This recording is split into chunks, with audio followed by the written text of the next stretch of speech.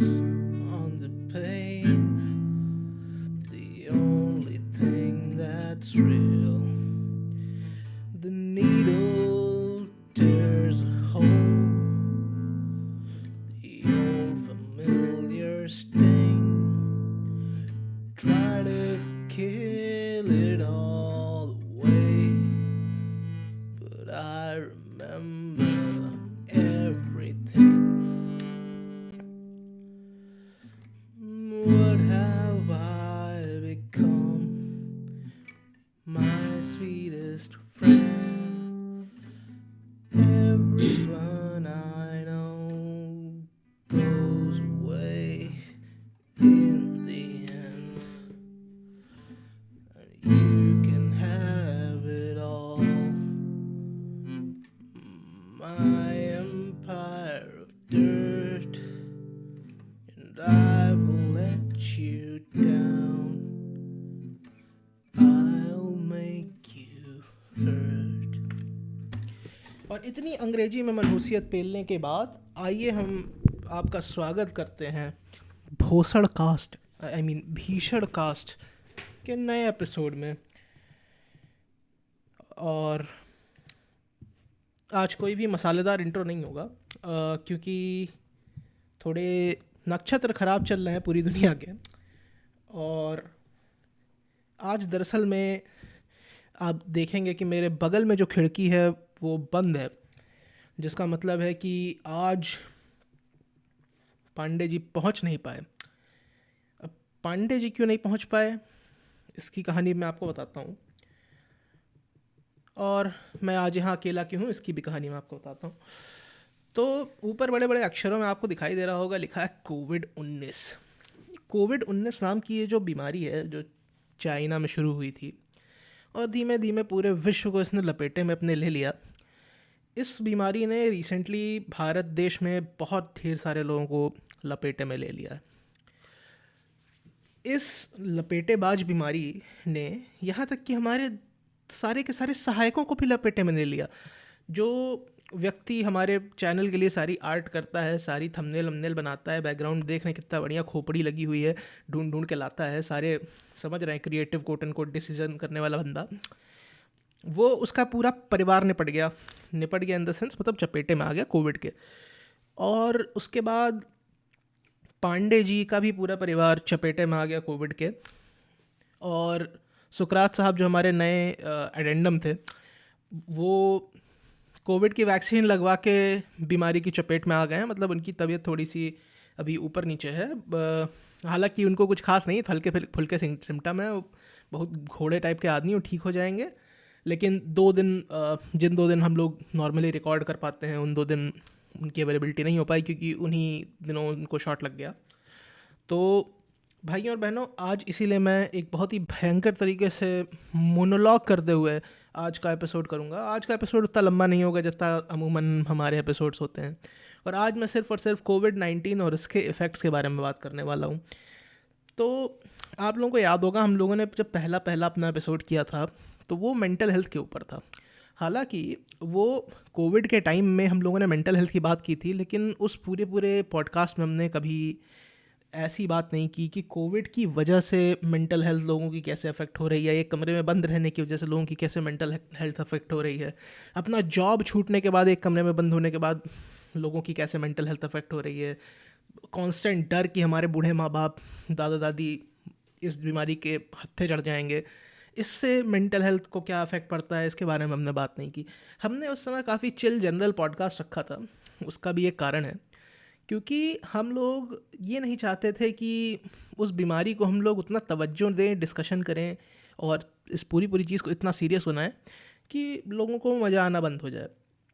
और यही एक कारण है कि हम लोग बहुत ढेर सारी गालियाँ भी दिया करते हैं अपने पॉडकास्ट में, जिससे लोगों का अटेंशन बना रहे, लोग सुनते रहें। और हम लोग बीच बीच में थोड़े से समझ रहे हैं, let's just say non conventional perspectives जिनको बोलते हैं, हिंदी में कुछ बोलते हैं, पांडे जी होते तुरंत बता देते। तो हिंदी में हम लोग इसको कह सकते हैं कि लकीर से हट के जो सोचने के तरीके होते हैं जिनके बारे में लोग जल्दी नहीं सोचते हैं, हम लोग उस तरह की कुछ आइडियाज़ को प्रेजेंट करने की कोशिश कर रहे थे। और हम लोगों ने कोविड-19 और उससे साइकोलॉजिकल इम्पैक्ट्स क्या होते हैं इसके बारे में बात करने को पूरी तरह अवॉइड कर दिया था। तो आज मैं अपनी उस गलती को करेक्ट करने के लिए आता हूँ वापस, और आज हम बात करते हैं कोविड-19 और उसके इम्पैक्ट के बारे में। मुझे ऐसा लग रहा है मैं पहले भी एक बार ये बात बोल चुका हूँ, लेकिन अकेले बोलने की, मेरी बकर करने की उतनी आदत नहीं है, तो मुझे थोड़ा सा क्षमा कर दीजिएगा। आज अगर कुछ गालियाँ नहीं होती हैं, कुछ नोक-झोंक नहीं होती है, या पॉडकास्ट बहुत ही सीरियस चला जाता है, तो इसके लिए मुझे माफ़ कर दीजिएगा। हम लोग कोशिश करेंगे अगले हफ्ते से हमारी रेगुलरली शेड्यूल्ड प्रोग्रामिंग पे लौटने के लिए। वैसे हमारे पास एक एपिसोड था बहुत बढ़िया, जो कि हमने रिकॉर्ड करके रखा हुआ था, लेकिन वो इतना कंट्रोवर्शियल था कि हमने बाद में डिसाइड किया कि उसको अपलोड ना करना ज़्यादा अच्छा होगा अपलोड करने के बनिस्बत। तो उस एपिसोड को मैं रिलीज़ कर दूंगा अगर आप लोगों में से एनफ लोग आके मुझे परेशान करते हो रिलीज़ करने के लिए, तो लेकिन उसका देखेंगे क्या होता है क्या नहीं होता। खैर, तो शुरू करते हैं। बात है कुछ आज से 2 साल पहले की, 2019 का दिसंबर। हम लोगों को अक्टूबर से बकवास सुनाई दे रही थी कि अच्छा, शेंजन में, चाइना में एक नया वायरस मिला है। बहुत लोग ऐसे होंगे जो फ्लैश गेम्स के टाइम पे एक पैंडेमिक करके एक गेम होता था, उसको खेलते हैं थे। अगर किसी ने खेला हो तो मैं याद दिलाना चाहूँगा, बहुत बढ़िया गेम था। सेम यही प्रेमिस थी कि आपका एक वायरस है, आप इवॉल्व कीजिए। उसके बाद जब फ्लैश गेम्स का समय बीत गया, एंड्रॉयड गेम्स का समय आ गया, तो प्लेग इंक करके उस गेम को दोबारा बनाया गया। सेम कंपनी ने बनाया, दूसरी कंपनी ने बनाया, मुझे याद नहीं, लेकिन सेम गेम को दोबारा बना दिया गया। और सेम गेम को दोबारा बनाने के बाद इन लोगों ने किया क्या कि, मतलब ऑब्वियसली एंड्रॉयड फ़ोन के बाद बहुत लोगों ने उसे खेल लिया। तो मुझे बेसिकली एकदम उसी गेम के फ्लैशबैक आए कि the pandemic has started in China. और सबसे मेरे लिए अजीब बात यह है कि आप सोचिए, हम लोग कितना फॉर ग्रांटेड लेके चलते थे कि पैंडेमिक नहीं होगा, जबकि लिटरली हर सेंचुरी में एक बढ़िया पैंडेमिक हमेशा रहा है।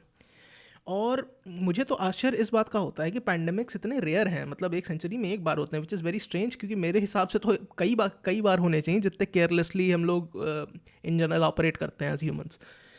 तो पैंडेमिक्स शुरू हुआ 2019 में नवंबर दिसंबर तक पैंडेमिक ने काफ़ी दहशत फैला दी। बहुत से देशों ने अपने बॉर्डर बंद कर लिए, सब लोग अलग अलग जगह रहते रहते फंस गए, कुछ लोग विदेशों में फंस गए। बहुत बुरी मतलब उस समय हालत तो नहीं थी, लेकिन जो डर था बीमारी से उसने सबको खा लिया था। फिर हम लोग धीमे धीमे आते हैं जनवरी फरवरी में इटली नाम का जो देश है उसकी एकदम हालत ख़राब हो गई थी कोविड की वजह से। दिक्कत ये थी कि इटली के ज़्यादातर लोग बुढ़े हैं, इटली में यंग लोग नहीं हैं। यंग लोग जो होते हैं इटली से बाहर चले जाते हैं। इटली बुढ़ों का देश है, इटली में बहुत ढेर सारे बुढ़े लोग रहते हैं, और ये लोग बहुत ससेप्टेबल थे इस डिजीज़ से। जब कोई भी बुढ़ा आदमी, मतलब हल्का सा भी एक्सपोजर हो जाए कोविड से, तो ऑब्वियसली बुढ़ापे में इम्यून सिस्टम में उतना दम नहीं बचता। लेकिन वही है, धीमे धीमे यहाँ पर बुढ़े हॉस्पिटल में भर्ती होते चले गए, यहाँ के हॉस्पिटल भरते चले गए। और अचानक से इस तरीके की दिक्कत से डील करने के लिए पैसा भी नहीं होता सरकार के पास एलोकेटेड, मतलब पैसा तो ऑब्वियसली होता है लेकिन एलोकेटेड नहीं होता। जैसे हॉस्पिटल्स को नॉर्मली रन करने के लिए कुछ एक्स अमाउंट ऑफ मनी चाहिए, और कोविड के चक्कर में उन लोग को कुछ 1.5x या 2x चाहिए, तो इमीडिएटली उसको प्रोड्यूस करना पैसे को थोड़ा सा मुश्किल होता है। और एट द सेम टाइम कोविड-19 से रिलेटेड चीज़ों की, जैसे पीपीई किट्स हो गई और रेस्पिरेटरी मास्क हो गए, नॉर्मल सर्जिकल मास्क हो गए लोगों के पहनने के लिए, इन सब चीज़ों की इन्वेंट्री ही नहीं थी। और इन्वेंट्री नहीं थी तो कालाबाजारी बहुत हुई, लोगों ने खूब पैसा उमेठा और सबको मास्क बेचे, ये वो जो भी है। कहने का मतलब है कि उस समय सप्लाइज़ नहीं थी, तो सप्लाइज़ के ना होने की वजह से यहाँ पर बहुत बुरी, मतलब इटली में हालत हो गई। अब इटली से धीमे धीमे यूरोप में ये फैलना शुरू किया, और उस समय यूरोप में कंट्रीज़ के बॉर्डर्स नहीं बनते, जो कि अपने आप में थोड़ी गलत, क्या सही क्या, अब उसको कैसे ही बोला जाए। कहने का मतलब है कि यूरोप में फैल गया धीमे धीमे, भारत में भी फैला। भारत में प्रधानमंत्री जी ने प्री मैच्योरली लॉकडाउन कर दिया। हालांकि उससे अपने फ़ायदे हुए, हम लोग ने जिन जिन चीज़ों की ज़रूरत होती है बीमारी से लड़ने के लिए उन सबको इकट्ठा कर लिया समय से, जिससे जब एक्चुअली इन्फेक्शन फैला तो हम पहले से रेडी थे। और ऐसे होता चला गया। मार्च में लॉकडाउन लगा और पहली बार लोगों को समझ में आया कि अरे नहीं, परिवार बहुत ज़रूरी होता है। उससे पहले तक तो सारे लौंडे लपाड़े अपने सुबह उठ के चले जाते थे, स्कूल जाते, चाहे कॉलेज जाते थे, लफंगई करते हुए रात में 10-12 बजे घर, कभी कभी तो घर भी नहीं। और कोविड वाले टाइम में वो सब एक ही घर में सब लोग हो गए बंद, तो सबको आटा दाल का भाव समझ में आने लगा कि अच्छा ऐसा है, वैसा है, तैसा है, जैसा है। तो काफ़ी लोगों ने तो काफ़ी फ़ायदा भी उठाया उसका, जिनकी भी बंधी हुई तनख्वाहें थीं, जिनकी भी नौकरियां नहीं गई थीं, जिनके पास भी पैसा कमाने का ज़रिया था, उन्होंने तो कतई वैकेशन बना लिया। लेकिन वैकेशंस के बारे में सबसे एक मसालेदार बात मैं अगर आपको बताऊं अपने पॉइंट ऑफ व्यू से, तो वो ये है कि कभी आप किसी वैकेशन को ज़रूरत से ज़्यादा वैकेशन करके देखें। नहीं देखे होंगे तो आपको आपने देख लिया होगा पिछले साल मार्च में क्या हुआ था। तो लोगों को आदत क्या है, 10 दिन 20 दिन गए, घूम के चले आए। 20 दिन भी मैंने बहुत ज़्यादा बोल दिया, लोग हफ्ते भर से ज़्यादा नॉर्मली वेकेशन नहीं मनाते भारत देश में। लेकिन मान लीजिए कोई 20 दिन घूम के चला आया, किसी को ये अंदाज़ा ही नहीं था कि जब आपकी पूरी ज़िंदगी ही वेकेशन बन जाए तो कितनी दिक्कतें होती हैं। और एट दिस पॉइंट मतलब कई लोगों में आपस में, परिवार में भी, एक एक घर में बंद होने की वजह से बहुत लड़ाइयाँ, बहुत बकवास, हर तरह की दिक्कतें, जो दिक्कतें नॉर्मली लोग दूर दूर रहते हैं तो समझ में नहीं आती हैं। तो वो होता नहीं है कि दूर से प्यार करना बहुत आसान होता है, सेम घर में रह के हर दूसरे दिन कुछ मीन में एक निकलता रहता है, वही वाला हिसाब हो गया। तो काफ़ी दिक्कतें भी हुई लोगों को एक घर में रहने में। और बहुत ढेर सारे मज़दूर जो अपना घर बाहर छोड़ के बाहर गए थे काम करने, उनकी भी दिक्कतें शुरू हो गई, क्योंकि उनको काम तो करने दिया नहीं जा रहा था, और अगर वो अपने घरों को लौटते तो बीमारी को लेकर लौटते। लेकिन क्या किया जा सकता है, आप हर जगह ह्यूमन इमोशन को दरकिनार नहीं कर सकते, और उसकी वजह से भी बहुत दिक्कतें होती हैं। मैं तो बहुत बड़ा यूटिलिटेरियन हूँ, तो मेरे हिसाब से तो ह्यूमन इमोशन को जब ज़रूरत पड़े तो दरकिनार कर देना चाहिए, क्योंकि कहने का मतलब यही है ना कि the needs of the few outweigh the needs of the many. तो जैसे जो कुछ 10 लाख लोग जो फंसे हुए हैं और उनको वापस जाना है, उनकी जो वापस जाने की ज़रूरत है वो बाकी लोगों की ज़िंदा रहने की ज़रूरत से कम कीमती है। लेकिन फिर वही बात है कि ये बात अगर मैं बोलूँगा किसी को और कोई मुझे बोलेगा कि तुम्हारा कोई फंसा होता तो तुम क्या करते, मेरा आंसर सेम वही होता, लेकिन लोग मानते नहीं इस बात को, तो चलिए छोड़िए, इस बात को आगे छोड़ ही देते हैं। खैर, तो जहाँ तक की बात मैं कर रहा था, तो 2020 के मार्च से लेके 2020 के सितंबर वगैरह तक, तो इस पूरे टाइम लोगों ने भयंकर वेकेशन मनाया। जिनके पास बंधी तनख्वाहें थी उनके तो मौज थी, मौज 1-8 1.5 महीने की मौज थी, उसके बाद आपस में खून पीना शुरू परिवार में। और जिनके पास बंधी तनख्वाहें नहीं थी, उनकी तो और भी बुरी हालत हो गई थी। अब मैं आपको कैसे समझाऊं। तो हमारे यहाँ बहुत से ऐसे लोग हैं जो वर्किंग क्लास हैं, मतलब वर्किंग क्लास भी क्या, जैसे मजदूर होते हैं, मिस्त्री होते हैं, उनको छोड़ दीजिए, वो तो फिर भी ले दे के किसी तरीके से पेंटर वेंटर, मतलब इनकी भी बहुत बुरी हालत होती है। एक तबका ऐसा है हमारे देश में जिसको हम लोग बोलते हैं, जो घर पे आके काम करने वाले लोग होते हैं, जैसे बर्तन मांजने वाले हो गए, झाड़ू लगाने वाले हो गए सड़क पे। इन मतलब जॉब्स में जब लॉकडाउन लगा तो आने जाने का बहुत बाय हो गया। जब आने जाने की बहुत बाय हो गई तो इन लोगों को, मतलब मैं तो पर्सनली ऐसे जानता हूँ, हम लोगों ने तो खैर काफ़ी लोगों को मदद करने की कोशिश की, क्योंकि हम लोग नहीं थे उतने गरीब, हम लोग के पास थे एक्स्ट्रा पैसे लोगों को देने के लिए। बट मैंने बहुत सी ऐसी जगह सुनी हैं, जैसे हमारे यहाँ भारत में शादियों में बर्तन वर्तन दिए जाते हैं। और एक ज़माना था जैसे जब अपने नाम को बर्तनों पे से गुदवा के दिया जाता था। तो मेरे पास कई ऐसी गिलासें, चम्मच हैं जिन पे मेरे नाना के नाम गुदे हुए हैं, उनको मैं बहुत संभाल के रखने की कोशिश करता हूँ। तो अब आप सोचिए, किसी की माँ, किसी की बाप ने खूब उस तबके का, मतलब बहुत, they are not very well off, और उनके पास पैसे की भी कमी होती है। अब सोचो किसी ने अपने हिसाब से शादी में पता नहीं जन्म पूंजी लगा के किसी ने गुदवा उदवा के बर्तन वर्तन दिए होंगे। बहुत से लोगों को, ऐसे लोगों को बर्तन भगवाने वगैरह अपने बेचने पड़ गए, सिर्फ जिससे वो खा पी के उस समय ज़िंदा रह सकें। हालांकि इस मामले में भी मैंने मतलब 2-3 हफ्ते ऐसी बकवास सुनी, ऐसी कहानियाँ सुनी। उसके बाद फिर जब सरकार ने पूरा स्ट्रीमलाइन कर दिया अपना ग्रेन बांटने वाला, अनाज बांटने वाला, उसके बाद से ये सब कहानियाँ सुनने में कमी हो गई। उसके बाद से ऐसी कोई ख़ास कहानियाँ सुनने में नहीं आई। लेकिन बहुत आवश्यक ऐसा है हमारे लिए कि हम समझें कि अलग अलग समाज के तबकों को अलग अलग दिक्कतें होती हैं कोई भी ऐसी सिचुएशन आने की वजह से। अब जस्ट बिकॉज कि आपके पास पैसा है, आपके घर में बंधी तनख्वाह आती है, इसका मतलब ये नहीं है कि सबकी हालत वैसी रही होगी, सबका लॉकडाउन उतनी मौत से कटा होगा। खैर, लॉकडाउन हटा, लोग वापस से ढीले पड़ गए, लोगों को लगा चलो ठीक है हम तो बच के निकल गए, भाई ट्रैक रिकॉर्ड है हमारा बच के निकलने का, स्वाइन फ्लू भी बोला सबकी हमने माँ बहनें करके रखी हुई है पहले से। तो हमको लगा कि हम तो भाई नाली के एक तरफ एक पैर, दूसरी तरफ दूसरी पैर रख के, और फुल्की वाले के हाथ के पसीने को जीरा जल में मिला के हम फुल्की खाते हैं, कोरोना हमारा क्या बिगाड़ेगा। भाई कोरोना भी भोसड़ी का सुपर सैयन का 14 निकला, उसने बोला कि हाँ this is not even my final form, और उसने लेट्स जस्ट से 6 महीना चिल्लाया वो, और 6 महीना चिल्लाने के बाद वो इवॉल्व हो गया सुपर सैयन कोरोना में।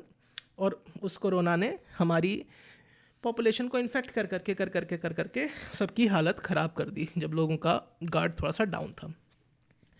खैर, ये बढ़ती हुई दिक्कतें सरकार ने भी देखी, हमने भी देखी, आपने भी देखी, गाली सबको दी गई, लेकिन लोग भी कुछ खास ध्यान देते नहीं।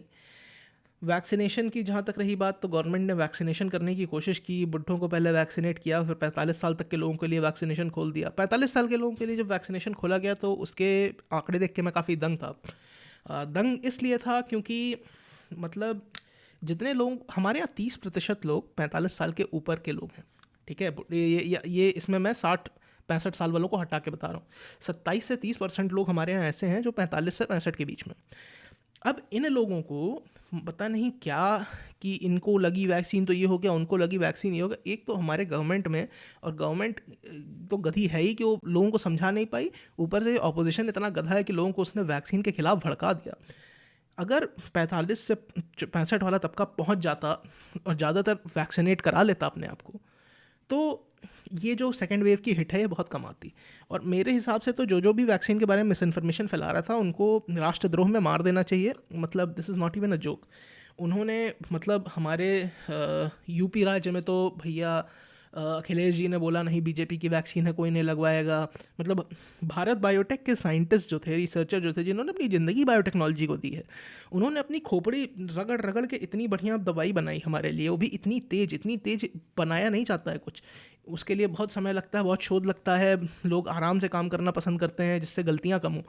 इन लोगों ने अपना खून पसीना चीज जान दिमाग लगा के हमारे देश के सबसे स्मार्ट लोगों में से, और ये लोग किसी तरह बना के कुछ लेके आए कि हाँ ये लो ये है कवच जो तुम पहन के बच सकते हो इस बीमारी से।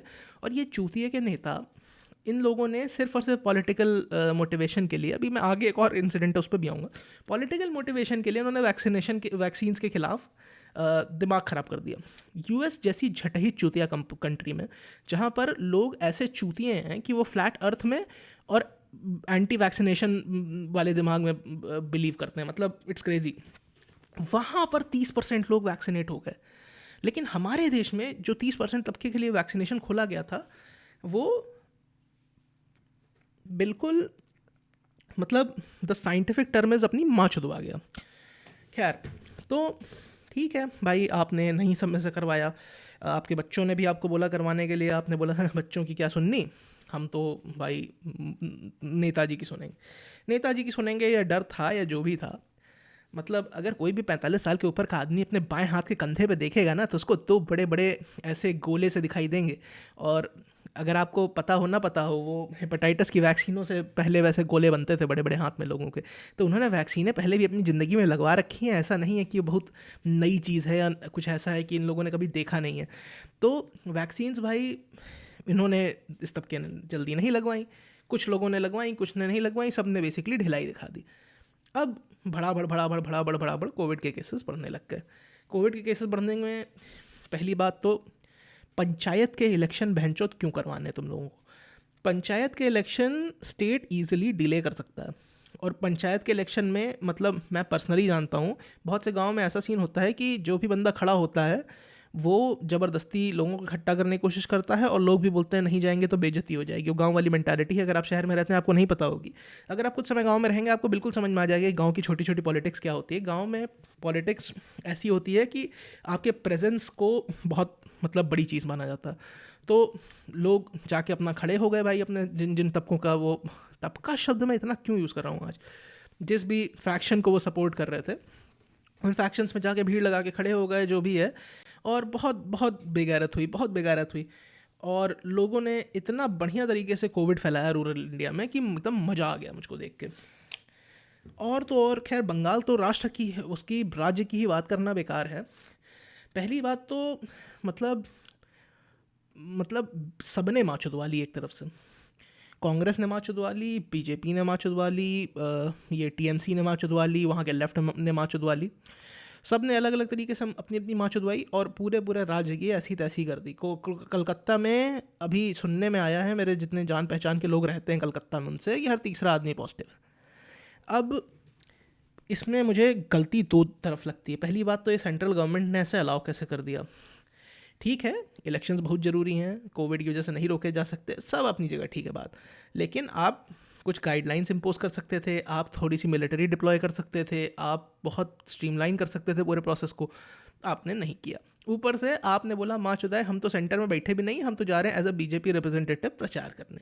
अब प्रचार करने आप पहुँचे, आपने रैलियाँ करवा दी, टीएमसी ने भी पेल के रैलियाँ करवा दी।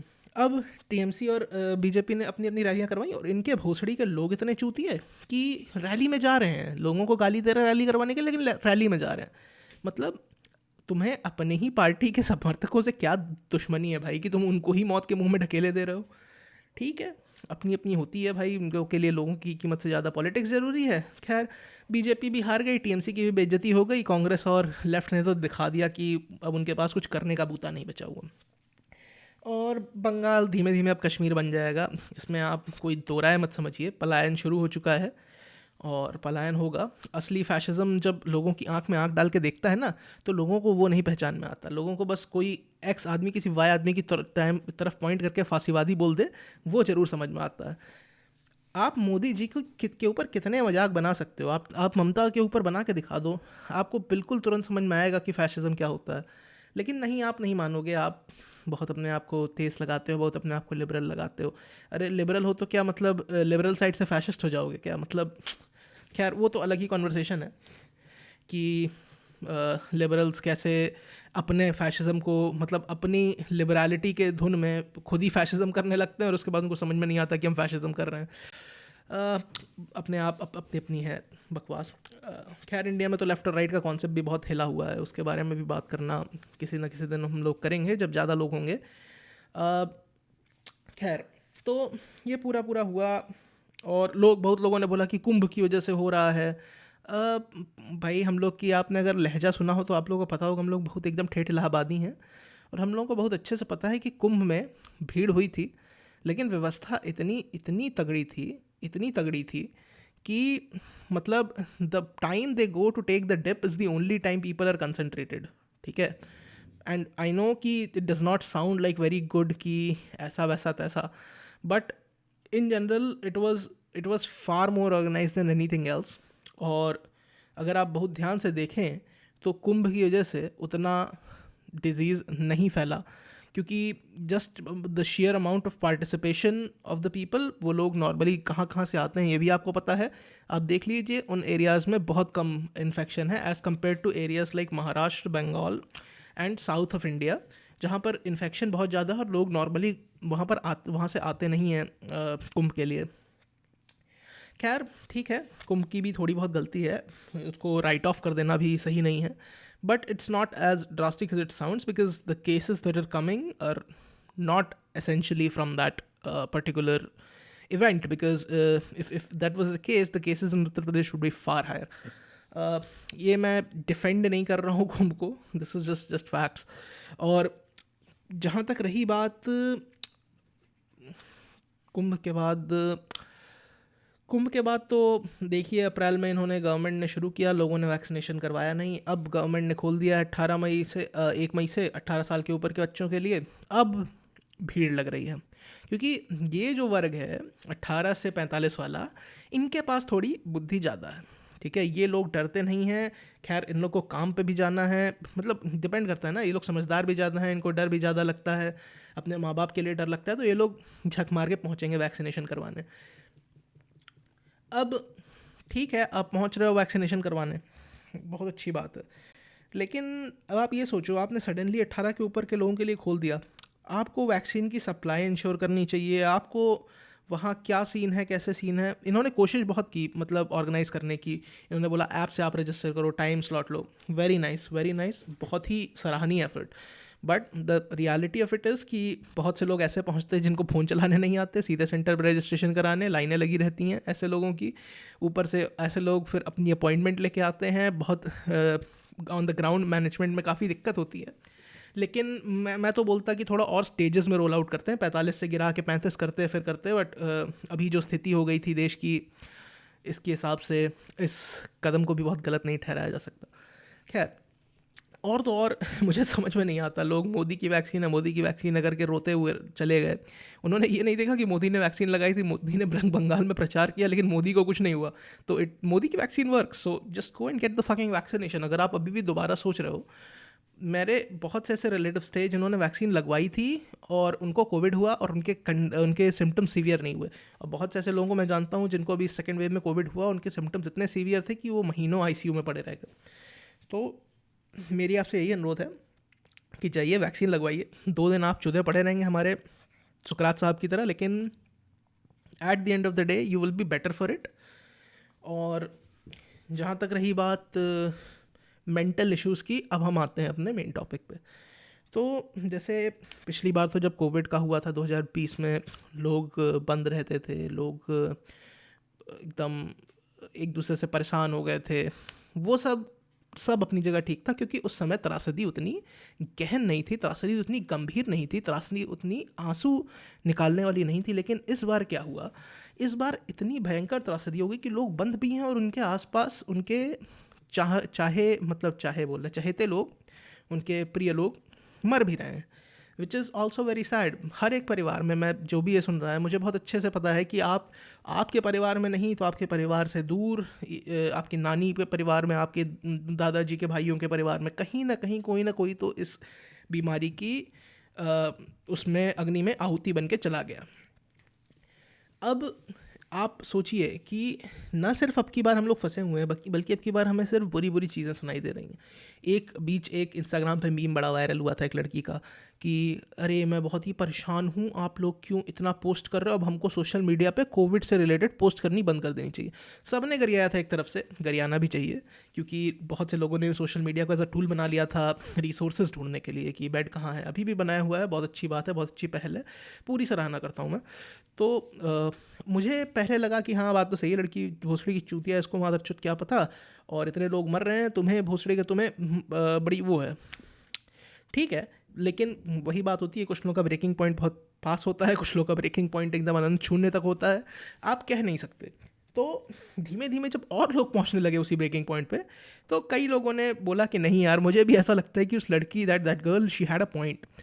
क्योंकि अब आप अपना व्हाट्सएप खोलते हो, कोई भी आपको चूतिया से गुड मॉर्निंग के मैसेज नहीं दिखाई देते, आपको सिर्फ ये दिखाई देता बी पॉजिटिव प्लाज्मा चाहिए, प्लीज़ कोई लीड हो तो बता दो।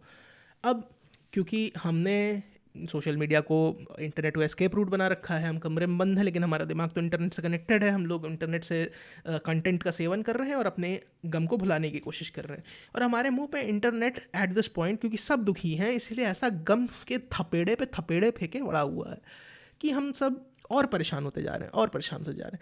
एंड देन सडनली उस लड़की की बात इतनी चुतियाप नहीं लगती कि प्लीज़ सोशल मीडिया पे सब बंद कर दो, मैं बहुत ही परेशान हूँ।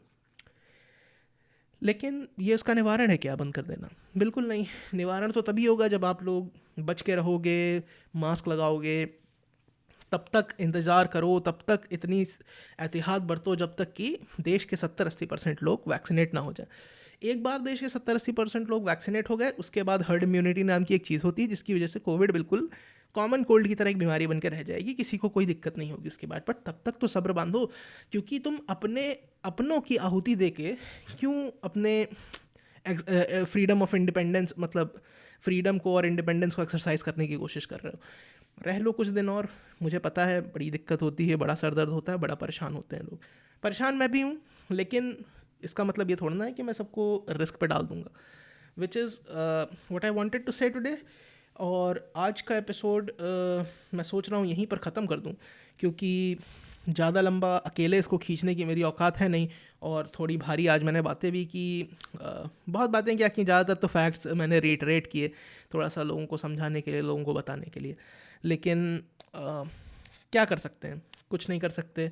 आज यहाँ पर मैं अकेला ही बैठा हुआ हूँ, देखते हैं अगले हफ्ते हो सकता है इन दोनों की हालत में कुछ सुधार हो और हम लोग वापस से बातचीत शुरू कर सकें, और अगले हफ्ते हम लोग कुछ मसालेदार बढ़िया टॉपिक लेके आएँ जिस पे हम लोग कुछ बढ़िया डिस्कस करें। लेकिन आज वो दिन नहीं है। आज एक बहुत ही अकेला दिन है जिसमें मैं अकेले हैशटैग लोन स्ट्राइडर अकेले चल रहा हूँ आज। और अकेले अब मैं चल के जाता हूँ क्योंकि मेरे दिमाग में और कुछ नया आप लोगों को बताने के लिए, बोलने के लिए नहीं समझ में आ रहा। थोड़ी सी एडवाइस दे देता हूँ। तो फॉर एग्ज़ाम्पल, अगर आप घर के अंदर बंद हैं, बड़ा सबसे त्रस्त हो चुके हैं, परेशान हो चुके हैं, हर चीज़ से हर जगह दुख दुख सुनाई दे रहा है, मैं आपको एक एडवाइस देता हूँ कि आप कोई एक ऐसी हॉबी पालने की कोशिश करिए जो आपका ध्यान बांट दे। अगर आप ऑब्वियसली ऑफिस का काम कर रहे हैं तो आपके पास ऑलरेडी एक है तरीका अपना ध्यान बटाने का, लेकिन वो दिन में 8 ही घंटा काम करता है। कुछ हरामजादी कंपनियां लोगों को 12 घंटा भी काम कराती हैं, which is very sad. But आप किसी हॉबी को पालने की कोशिश कीजिए, और हॉबी कोशिश करिए ये ना हो कि मैं गाने सुन लूँगा या मैं टीवी सीरीज़ देख लूँगा या कुछ कर लूँगा। कुछ ऐसा करिए जो आपने पहले कभी ना किया हो, और कुछ ऐसा करने की कोशिश कीजिए जिसमें आपके हाथ लगते हों करने में। तो अगर आप ये सब करेंगे, चाहे आप लिखने की कोशिश करिए, चाहे आप पोएम लिखने की कोशिश करिए, चाहे आप बुक रीडिंग की कोशिश करिए, चाहे आप सिलाई कढ़ाई बुनाई कुछ भी सीखने की कोशिश करिए, अगर आप कुछ ऐसा करना की कोशिश करोगे जो नया है, ठीक है, तो आपका ध्यान दिमाग और हटेगा, और वो 2 घंटे 3 घंटे 4 घंटे जितने भी घंटे आपको अपनी हॉबी परस्यू करनी है, आपका सोशल मीडिया का टाइम कम होगा, which will be very very helpful.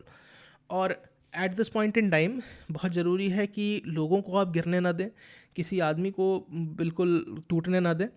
और जब तक आप लोग एक दूसरे को पकड़ के बैठे रहोगे, तब तक किसके भी कितने ही टुकड़े हो रखे हों, कोई छितराएगा नहीं।